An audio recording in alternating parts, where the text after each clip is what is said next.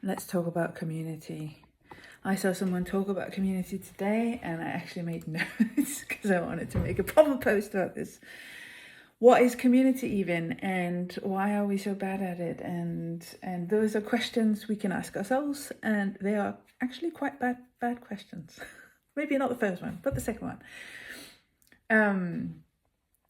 But as someone who has grown up being a people pleaser, being kind of neglected as a kid and not really trusting in people, and having difficulty forming connections due to an avoidant nature, I feel it has been very difficult for me to grasp the concept of community, and that is actually why I'm also building it, because I know it's this basic human need that we have to connect, right? And to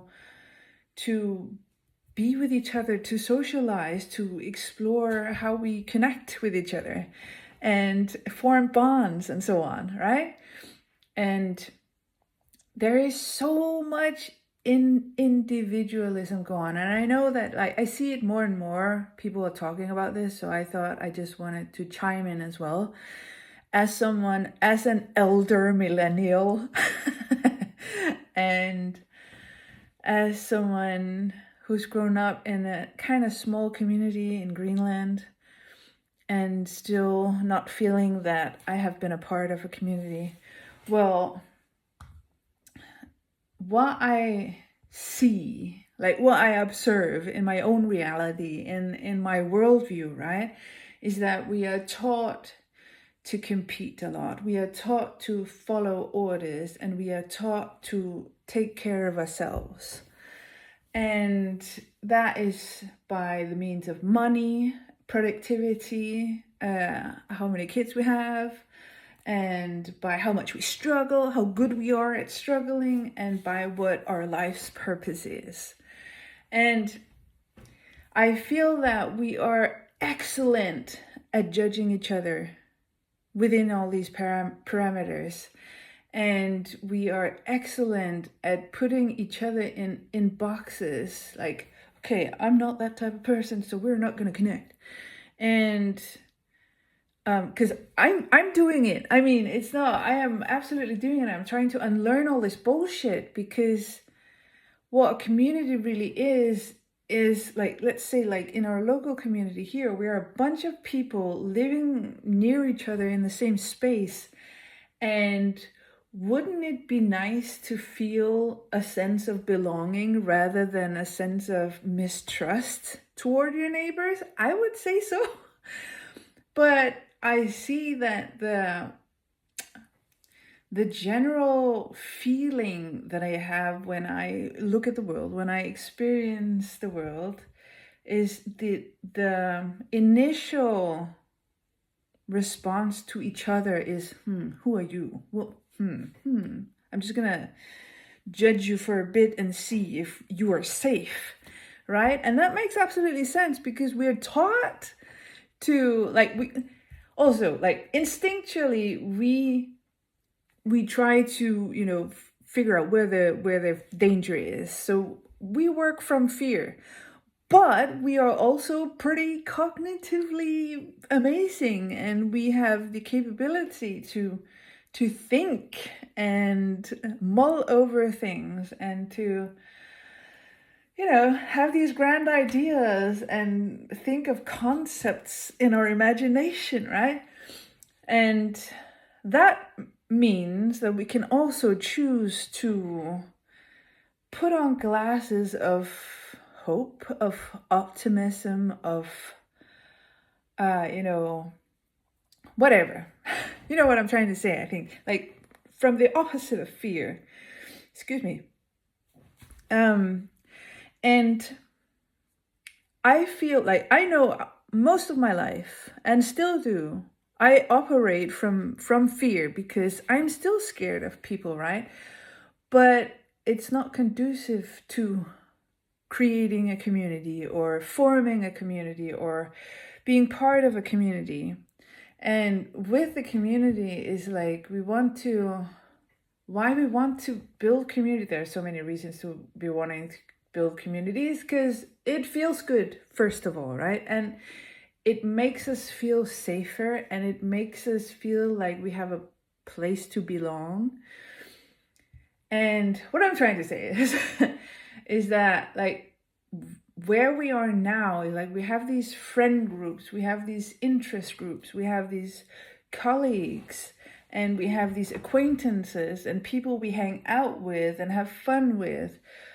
But how many of those people that you interact with has your back? Like how many, if you look at your group, how many of your people are really truly there for you when you need it? Like if you were to, become homeless one day, or lose all your money, or, someone close to you dies, and who do you turn to? I mean, I'm not trying to fearmonger or put bad scenarios in your head, but like the feeling of knowing that a community has your back, or there are people to watch out for your kids when you have to go somewhere due to whatever circumstances. And do you have those people?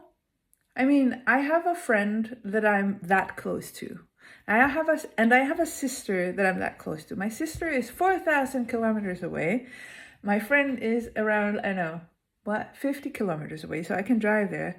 But it's not in my near community, right? So I'm actually in the midst of finding community in my local community. But it's difficult because there's so much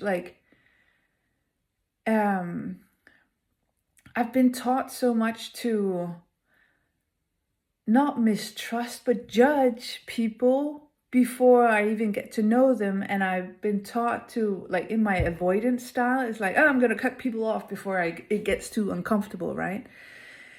And I feel that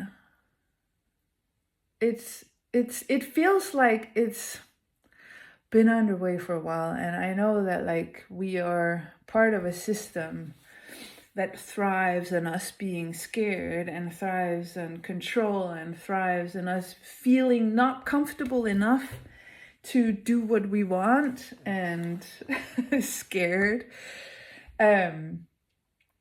So I feel that, I mean, there are so many ways we can connect with each other. And also, like, isn't there a way we can learn to build bridges rather than, the polarizing thing that's going on in our world today? I mean, I would love that. I would love to be part of a bridge building community where we learn how to, communicate intersectionally and interpersonally, and, between worldviews and socioeconomic statuses and whatever not. Because when it all comes, when foot comes to shove, I don't know the words, but the point is, when everything comes to an end, I'm lacking words.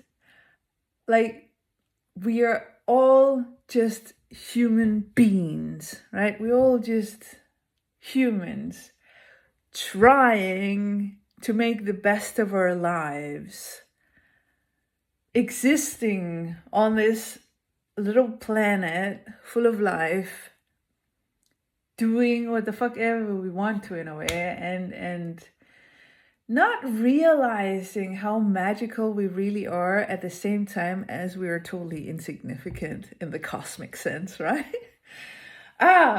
So many thoughts. Well, okay, what I want to end this with, now it became really long, but if you're still here, good on you, or thanks. I have some questions, because some questions would be, why can't we just connect? Why can't we just build a community? Why can't we just, stop the wars? Why can't we? Like, all these questions often lead to more feelings of hopelessness, and I don't have the power to make a difference. But really, we do. And what we each have in ourselves is the power to change our own way of existing in the world. And a really good thing that I was reminded yesterday, I read something and it's been repeated in my life. I've just recently forgot it, but yesterday I saw it again. The quality of life depends on the quality of questions you ask, right? So when you say, why? You'll get like, because you're a bad person, or because the world is shit, or whatever. Oh, explicit.